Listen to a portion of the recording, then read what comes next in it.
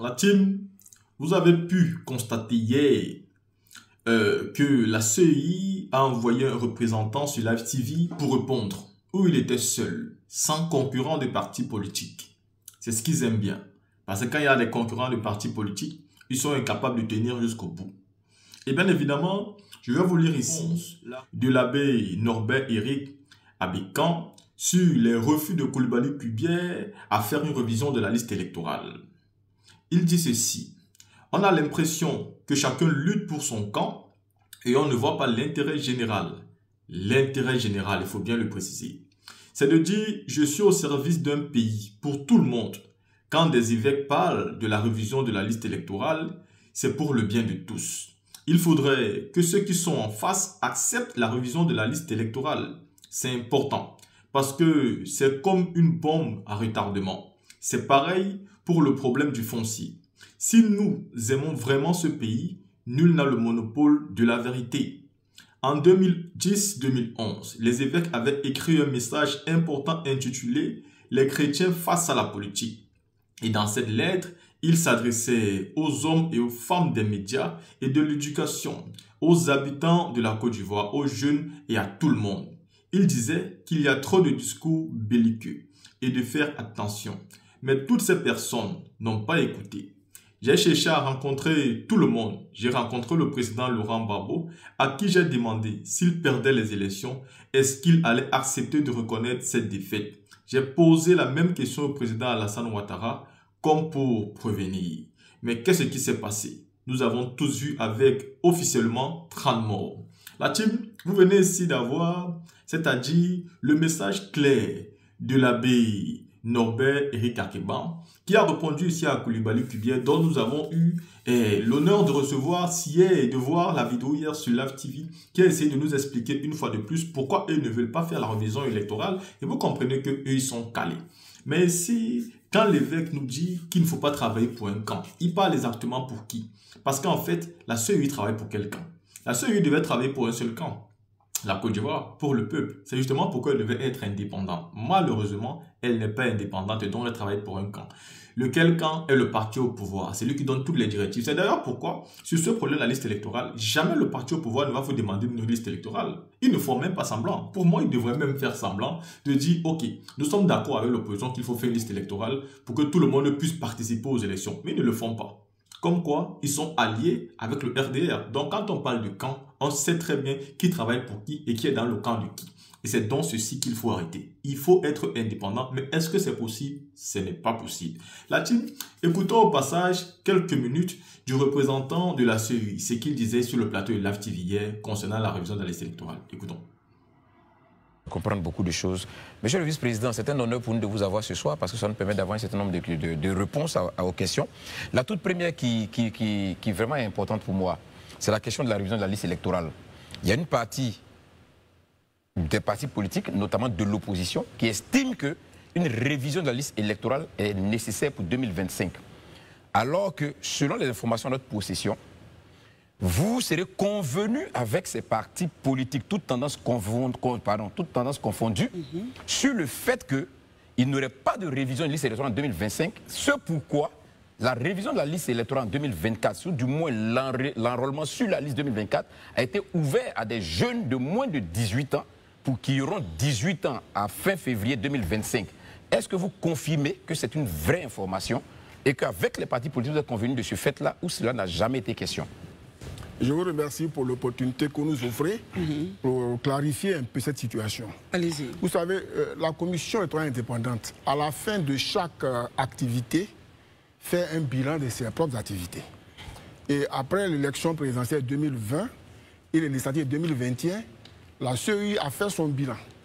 Mais mieux, des partenaires importants, comme le NDI, comme EISA, comme l'USAID, ont convié la CEI à Yamoussoukro en novembre 2021 à un atelier avec les partis politiques, les organisations de la société civile, pour faire le bilan des deux scrutins, élections présidentielles 2020 et législatives 2021.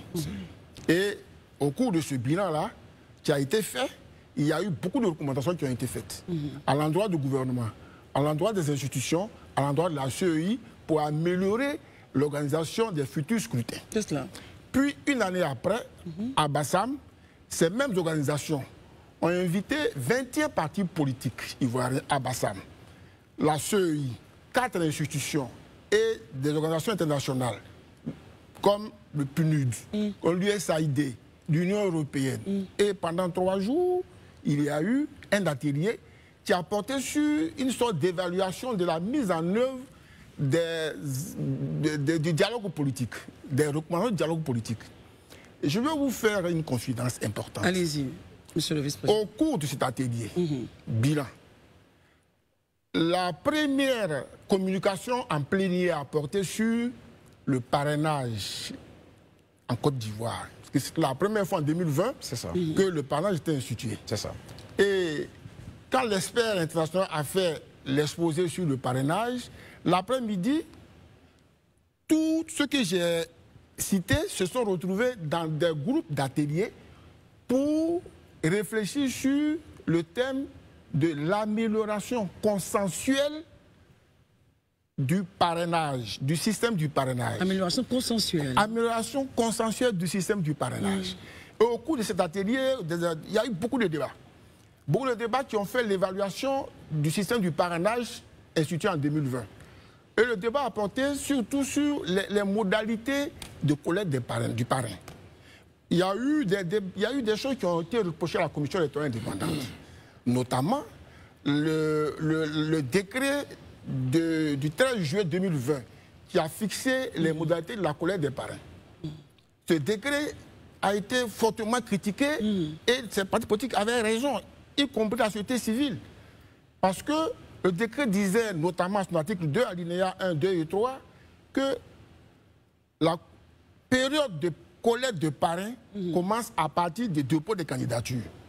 Donc dès que vous déposez votre candidature, la date d'ouverture des candidatures commence en même temps le début de la date de collecte des parrains. Est-ce que vous comprenez? Voilà. Et alors qu'on doit avoir fini de collecter ses parrains préalablement avant de venir déposer son dossier de candidature. C'est ça. Mais comme c'était la première fois que ça virait, et ce décret est sorti le 13 juillet. Et en même temps, l'alinéa 2 de ce décret indique que pour collecter les parrains, on remet au candidat la liste électorale provisoire. La collecte de parrains s'est faite sur la liste électorale provisoire. C'est fait sur la liste électorale provisoire. Se fera sur la liste électorale provisoire. D'accord. Et l'autre alinéa dit, en attendant que la liste électorale provisoire soit disponible, la collecte des parrains se fait sur la liste permanente qui existe. Donc la liste de 2018. Ok. Donc les partis politiques, dans le constat qui ont été faits, ils ont dit, mais vous, vous nous donnez une liste électorale provisoire, on collecte des parrains, et puis vous sortez une liste définitive après. Sauf que le dernier alinéa article 2 dit, si au moment du traitement, il se trouve que quelqu'un qui vous a accordé son parrainage, n'est plus sur la liste électorale définitive, vous devez le remplacer, mais vous avez 48 heures pour le remplacer, et c'est le Conseil constitutionnel qui vous appelle. Donc les candidats ont dit, mais certains candidats ont vu leur candidature éliminée pour défaut de parrainage. Alors que quand ils déposaient leur dossier, c'était au complet. C'est ça. Quelqu'un a connu son parrainage dans une localité, dans une région A, il y a eu le traitement, il se retrouve en chambre de vote dans une autre région. Le candidat se retrouve en déficit de parrain dans une région A. Donc, à la fin de tous ces débats, il y a eu des recommandations qui ont été faites à la CEI. Lesquelles? L'une des revendications ou recommandations majeures, c'est que donnez-nous la liste électorale définitive. Vous, CEI. Combien de temps avant? Pour nous permettre de collecter les parrains. Donnez-nous la liste électorale définitive. Collectons les parrains sur une liste électorale définitive. Deuxième élément, donnez-nous au moins 3 mois pour collecter les parrains avant d'ouvrir les dépôts des candidatures. 3 mois. La dernière fois, ils avaient eu 45 jours Là, ils ont pour collecter les... Maintenant, ils ont demandé 3 mois. Donc, nous, ce sont des recommandations importantes. Et il y a eu, après ça, d'autres ateliers où on nous a demandé même 6 mois pour collecter les parrains. Ça, c'est l'hypothèse la plus haute. La CEI s'est retrouvée, elle a dit, bon, il faut aller, les partis politiques ont raison. La société civile a raison. La critique a été faite, mais c'est la première fois. Qu'est-ce que nous faisons pour améliorer, pour prendre en compte toutes ces revendications légitimes de nos partenaires politiques? Et cela, sur la base de cela, nous avons fait un chronogramme pour dire si nous devons prendre en compte vos préoccupations, nous avons des délais légaux et des délais techniques. Le délai légal, c'est quoi? C'est que l'élection présidentielle dans la Constitution se déroule le dernier samedi du mois d'octobre de la 5e année du mandat du président en fonction. Donc, 25 octobre 2025. Article 52, les candidatures à l'élection du président de la République expirent 60 jours avant le scrutin. Donc, le dernier jour de dépôt de candidature, c'est le 25 août. Si vous demandez qu'on vous donne au moins 3 mois pour que vous puissiez collecter les parrains avant l'ouverture des candidatures, donc quand on a fait ce schéma, l'hypothèse haute, on dit, bon, on peut même leur donner la liste électorale définitive s'ils veulent, pour qu'ils aient 6 mois comme certains ont demandé au cours des débats. Okay. À ce moment-là, on vous la donnera en mars 2025. Est-ce que vous comprenez? Voilà. Et quand on a fait cette hypothèse haute, nous sommes allés voir les partis politiques. On va commencer l'enrôlement en juillet. Ah non, juillet, nous dit certains partis politiques, c'est trop tôt. Juillet 2024. Juillet 2024. Ok. Voici le chronogramme. C'est trop tôt. Ah, comme c'est trop tôt, mais nous, on est prêts parce qu'on veut vous donner cette électorale définitive déjà même en mars. Comme ça, vous aurez 6 mois ou 5 mois pour collecter les parrains. Ah non, c'est trop tôt. Ok, qu'est-ce qu'on fait? Aller jusqu'en septembre. Il n'y a pas de problème. Mais si on va en septembre, ça joue sur la période de dépôt de la liste électorale définitive que vous avez exigée pour collecter les parrains. En septembre, ils nous disent que c'est la rentrée, les parents d'élèves ont trop d'activités que de faire inscrire les enfants. Donc, et puis en plus, les primo-votants sont en congé, disent certains. Donc, alors que pendant le vote, ils seront dans l'année scolaire. Donc, attendez d'abord que la... Et c'est comme ça que nous allons reculer jusqu'en octobre. Dans la projection, on leur a dit clairement, si on fait en octobre et on finit en novembre, ça va jouer sur la date de dépôt, la date de remise de la liste électorale définitive pour collecter les parrains.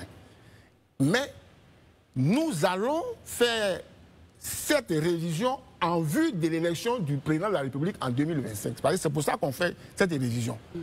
Donc, les enfants qui auront 18 ans à la date de l'affichage de la liste électorale provisoire, parce que la loi dit, pour être inscrit, il faut avoir 18 ans révolus. Donc, on enrôle les enfants qui avaient 17 ans, 9 mois, 10 mois, mais quand on va afficher la liste électorale définitive, le 1er mars, il faut que celui qui est dessus ait 18 ans. Très bien. Et c'est ce qui nous a permis de faire donc la prévision et pour prendre ces enfants. Parce que nous comptons leur liste électorale définitive au plus tard en juin.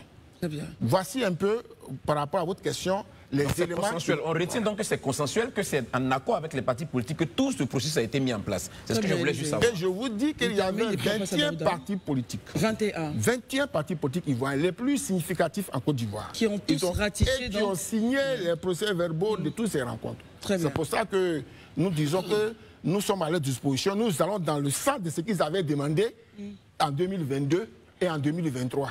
Très bien. Écoutons Daouda et ensuite Herman. Daouda. Monsieur Dogou, moi j'ai une question plus personnelle. Vous allez m'excuser, mais vous êtes à la CEI pour le compte du FPI. C'est bien ça? D'abord, la question n'est pas personnelle. Mais vous allez me permettre d'aller au bout. Beaucoup d'Ivoiriens posent ces questions et on le voit souvent, mais les gens qui se plaignent, ils ont des représentants à la CEI. Non.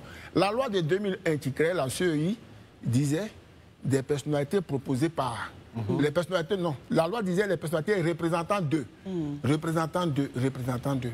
En 2019, faisant l'évaluation de tout cela, le législateur a changé en disant personnalité proposée par. Donc, ce sont des entités qui proposent des personnalités à la CEI. Et ces personnalités, conformément à la loi, une fois qu'elles sont proposées, ces personnalités passent devant le juge constitutionnel, le Conseil constitutionnel, réunis en séance plénière pour prêter serment de respecter la Constitution, la loi portant code électoral et tous les autres textes subséquents. Et donc, le lien qui t'est lié avec la personne qui t'a proposé est rompu. Tu n'es pas représentant d'eux, mais tu es un commissaire qui a toutes des garanties et qui a des immunités de poursuite. Je pense que le point est très important. Non, justement, le point et le fait qu'il explique comme ça, c'est très important. Voilà. Et Donc je vais vous ne aller représentez pas le FPI. Je ne représente pas le Voilà. FPI, je Très ne bien. représente Parce aucun que- parti politique, je représente les Ivoiriens dans toutes leurs dimensions. Très bien, Daouda, C'est pour que ça qu'il y a des candidats indépendants qui sont candidats à des élections et qui gagnent. Parce qu'on n'a pas besoin d'avoir un représentant à la CEI pour gagner l'élection. C'est pour rassurer tout le monde que le législateur a indiqué cela. Daouda, D'accord. poursuivez. Et je vais poursuivre sur la question parce que l'impression que beaucoup d'Ivoiriens ont, c'est que les partis politiques ayant leurs représentants, merci pour l'explication d'ailleurs, on avait l'impression que M. Cuibière régnait en tout maître, tout seigneur en fait. Donc finalement, tout ce qui s'est fait à la CEI, s'est fait de façon consensuelle avec lui. Toutes les décisions de la CEI sont prises par consensus.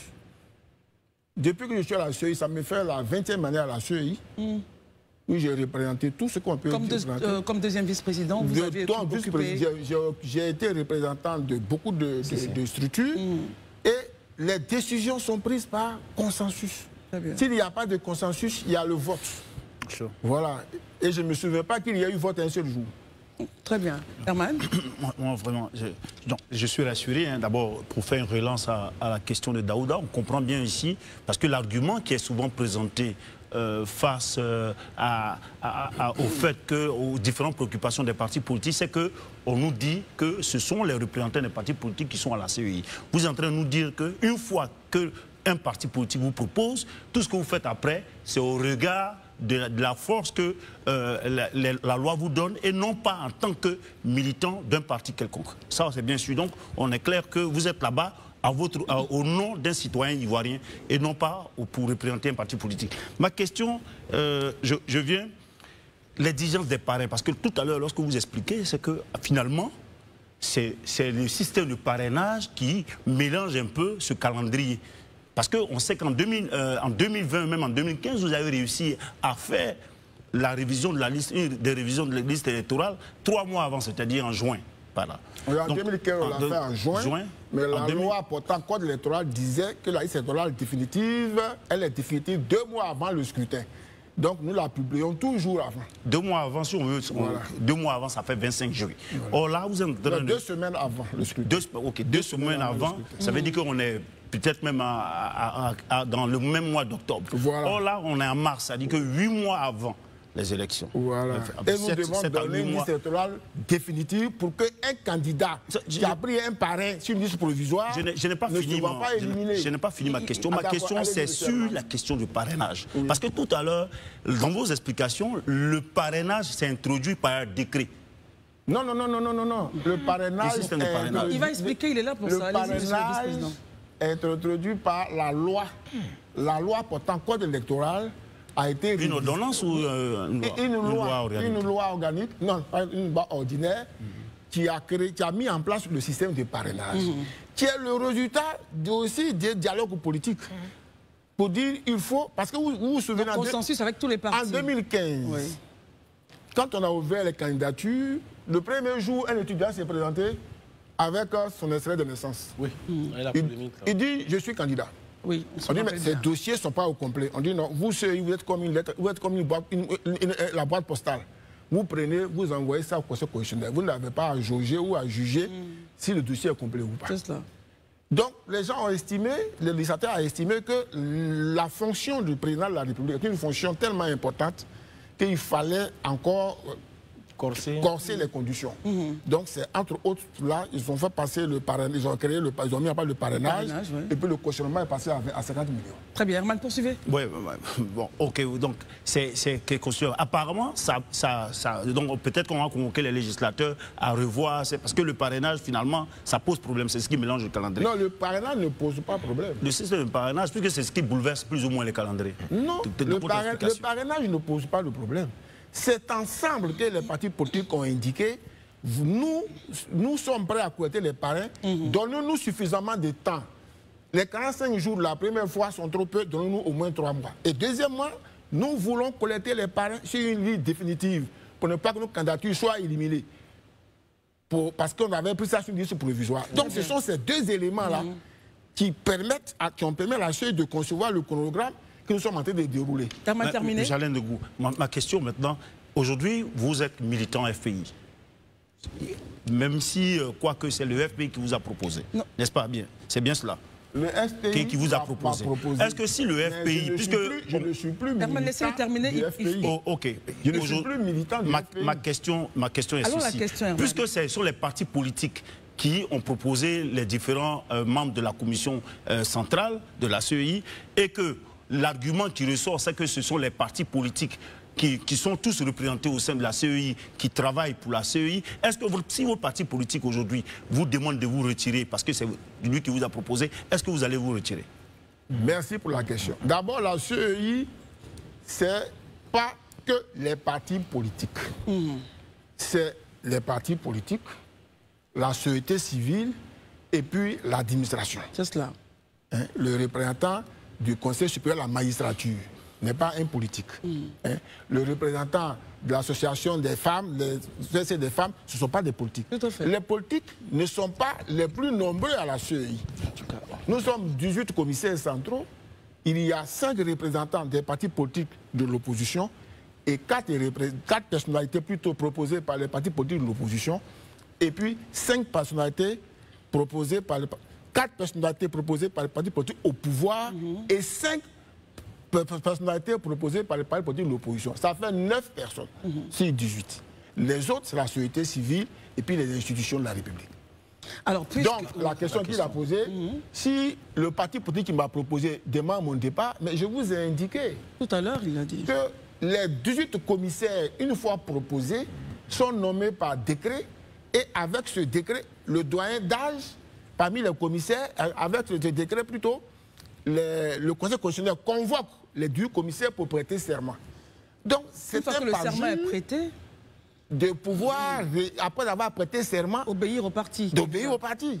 Donc le parti politique a ses préoccupations, qui sont des préoccupations légitimes certainement, et contextuelles, et structurelles, mais le commissaire qui est en mission pour l'État de Côte d'Ivoire, à qui l'État a donné des garanties, c'est-à-dire des immunités de poursuite, on ne peut pas le poursuivre pendant les 6 ans qu'il est en fonction. Est-ce que vous comprenez? On a tellement de garanties qui nous permettent d'être vraiment à l'aise et être dans le respect scrupuleux des textes que nous sommes obligés d'appliquer.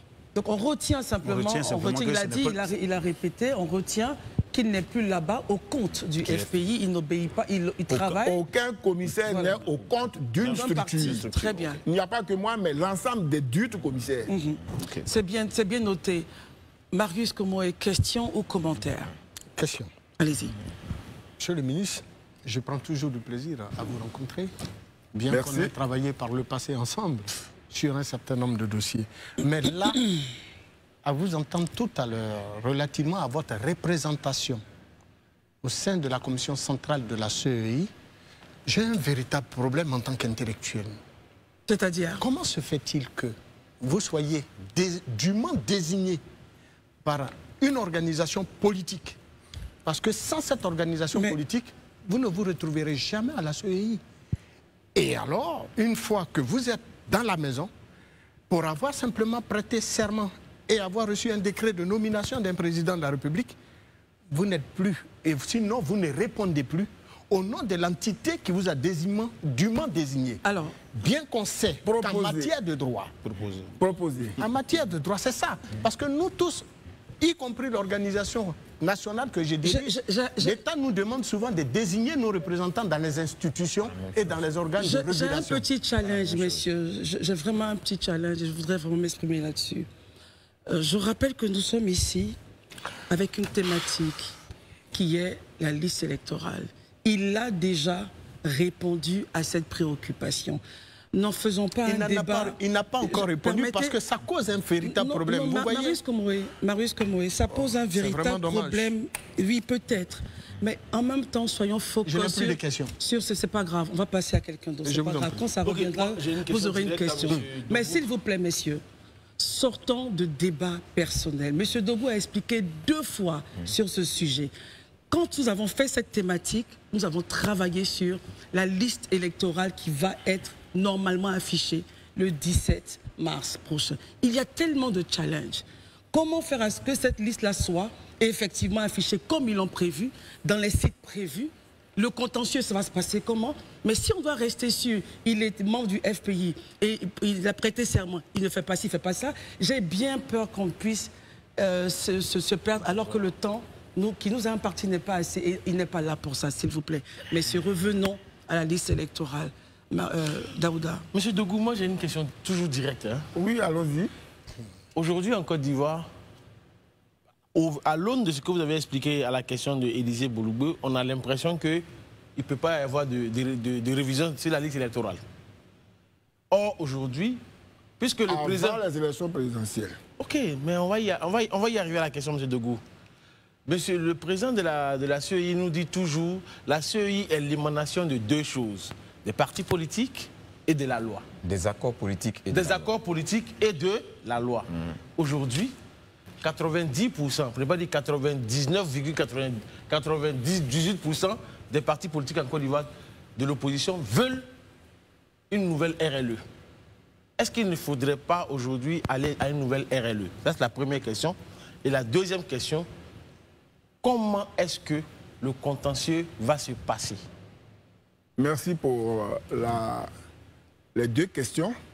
Merci aussi à Madame pour avoir recadré le débat par rapport à l'objet de la rencontre.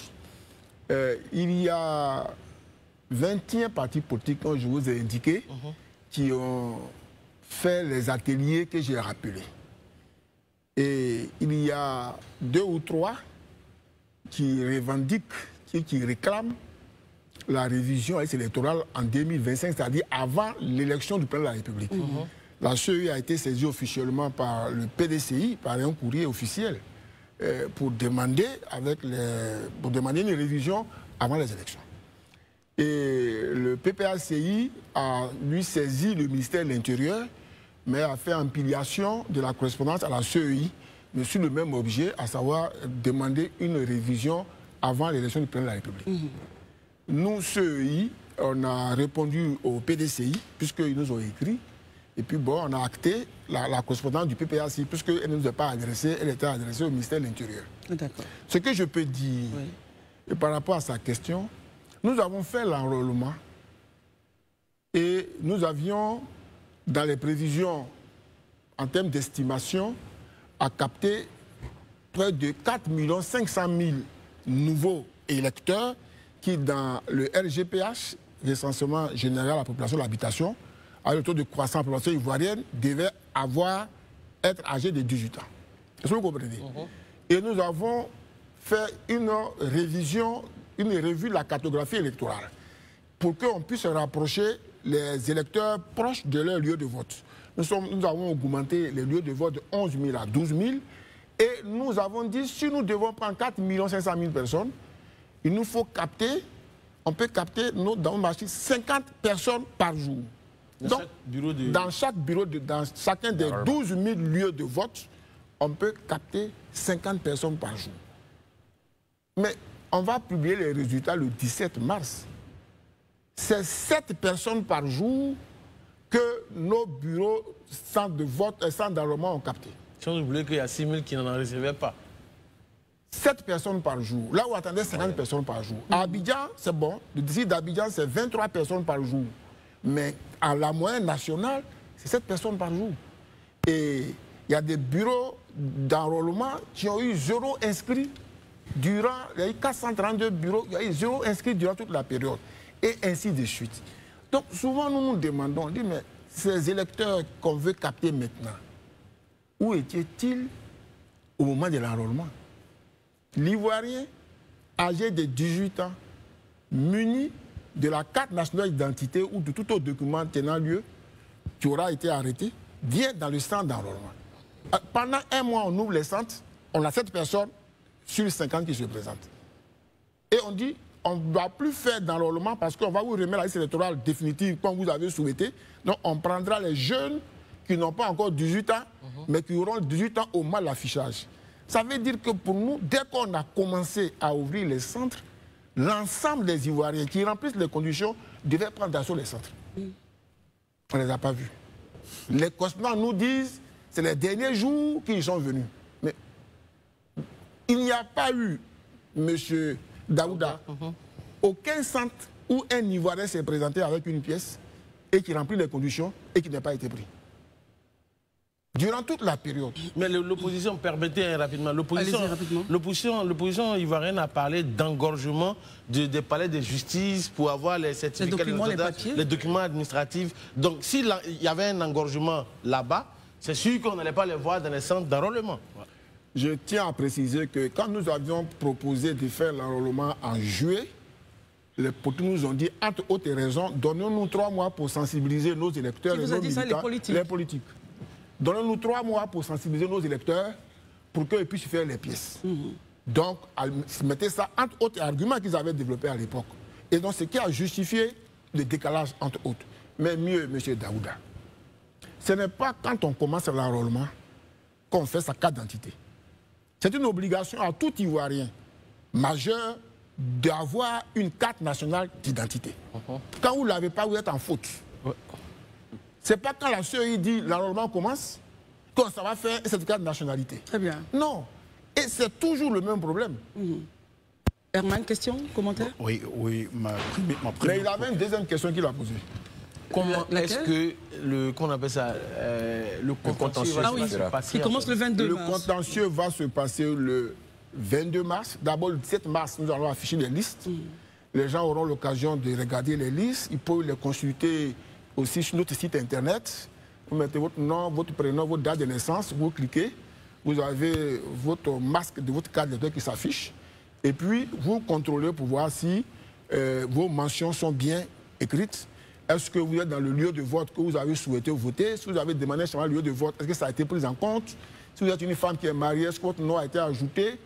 Est-ce que le parent dont vous avez donné la pièce qui est décédé, est-ce qu'il est encore inscrit? Si vous avez un parent qui est inscrit et puis il est décédé, vous venez aussi pendant le contentieux pour qu'on puisse l'extraire de la liste électorale. Donc le contentieux, nous allons afficher à partir du 22, pendant 15 jours, tous les Ivoiriens qui sont électeurs peuvent venir regarder leur mention, peuvent venir demander la radiation d'une personne décédée, ou bien peuvent venir demander d'inscrire quelqu'un qui a été omis. Ça, c'est tous les électeurs. Très bien. Voilà. Ils viennent avec des pièces, ah évidemment. Oui, celui qui vient faire la requête vient avec des pièces qui justifient sa requête. Personne, bien sûr. Absolument. Et nos commissions locales seront ouvertes de 8h à 15h. 8h à 15h. De 8h à 15h pour recevoir tous les requêtes. Du lundi au vendredi. Voilà, pendant 15 jours. Du lundi au vendredi. Du lundi au vendredi. Très bien. Et ensuite, nous allons afficher, après ces 15 jours, tout ce... Ça fait 10 jours. Ouais. Parce que si samedi, dimanche, il n'y a pas dedans. Non. Dimanche n'est pas dedans. Samedi est dedans. Ah d'accord. Donc du lundi au samedi. De lundi au samedi. Et après ça, nous allons afficher tous ceux qui ont fait les réclamations, tous contre qui il y a eu des réclamations, notamment en radiation, et on les retrouve pour qu'ils puissent présenter leurs observations. Et puis après, nous allons siéger pour rendre une décision. Et si la décision ne vous agrée pas, vous pouvez saisir le juge. Si elle vous agrée, le contentieux administratif est fini. Très bien. Et c'est après ça qu'on fait le traitement pour sortir ces droits définitifs. Herman, question? Ma question, je vais revenir encore à la révision de la liste électorale. Quand je prends, par exemple, en 2021, sur la loi de finances de 2021, il a été prévu, je crois, un montant d'abord 6 milliards de francs CFA, après 14 milliards de francs CFA pour la liste électorale. À la fin de l'année, c'est dit que ça a été exécuté, puisque ça n'a pas été fait. Vous allez nous dire comment est-ce que ça a été utilisé, ce montant. En 2023 également, 12 milliards, après 12 milliards 818 millions de francs CFA décaissés, on a mis ça exécuté, ça n'a pas été fait. Maintenant, dans la loi de finances même pour 2025, ça a été prévu un certain montant pour la révision de la liste électorale. Qu'est-ce qu'il va faire avec cela? Et puis surtout que vous ouvrez le contentieux sur 2 semaines, vous ouvrez le contentieux sur 2 semaines, et que en plus de cela, vous allez avoir des agents de la commission électorale indépendante dans les différents bureaux de vote. Pourquoi est-ce que vous ne couplez pas cela en même temps à une sorte de révision de liste électorale pour dire que ceux qui n'ont pas pu faire leur révision de la liste électorale venir, puisque le personnel est là pour pouvoir profiter de cela? Qu'est-ce qui empêche la CEI de pouvoir faire en sorte que tout le processus soit transparent aux yeux de tous les acteurs. Il va répondre. Le processus est totalement transparent. Vous avez dit beaucoup de choses. Il n'y a pas eu de révision. Tout la CEI, selon la loi, reçoit des fonds publics qui sont gérés selon l'orthodoxie budgétaire de l'État. La CEI a un contrôleur financier, a un DAF, a un contrôleur budgétaire, a un agent comptable, a un régisseur. Est-ce que vous comprenez? Nous, on est commissaires centraux. Et à la fin, il y a ce qu'on appelle la loi des règlements. Donc, c'est les députés qui votent la loi des règlements. Donc, ces questions liées au budget et aux finances relèvent vraiment, ne relèvent pas les commissaires que nous sommes. Maintenant, vous avez dit beaucoup de choses. Non, le contentieux ne dure pas 2 semaines. Le contentieux commence le 22, 2 semaines pour recevoir les réclamations, 1 semaine pour recevoir des observations. Est-ce que vous comprenez? Ensuite, 2 semaines pour les traiter, pour donner les décisions. Après, un délai de 3 jours est donné au requérant pour saisir le juge de la circonscription dont dépend la commission locale. Le juge a un délai pour rendre sa décision. Nous devons ramener les décisions de juridiction et les décisions administratives pour que nous puissions faire les traitements.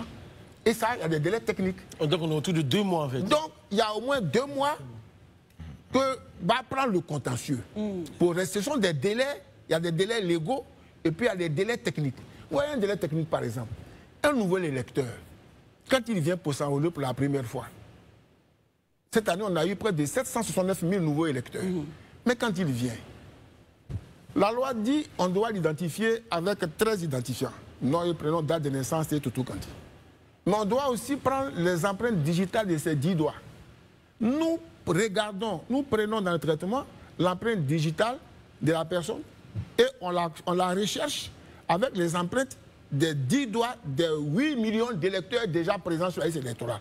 Parce qu'il ne doit pas avoir une seule personne qui soit inscrite 2 fois sur la liste électorale. Les doublons. Et ces doublons-là, c'est un traitement biométrique qui prend du temps. Combien de temps comme ça? Ah oui, ça prend 3 à 4 mois. Parce que pour une seule personne? Non. Tous les 8 millions. C'est 8 millions. Parce que, par contre, si c'était seulement le traitement alphanumérique, on pourrait aller vite. Mais il faut. Et là, vous allez voir les résultats qu'on va publier bientôt.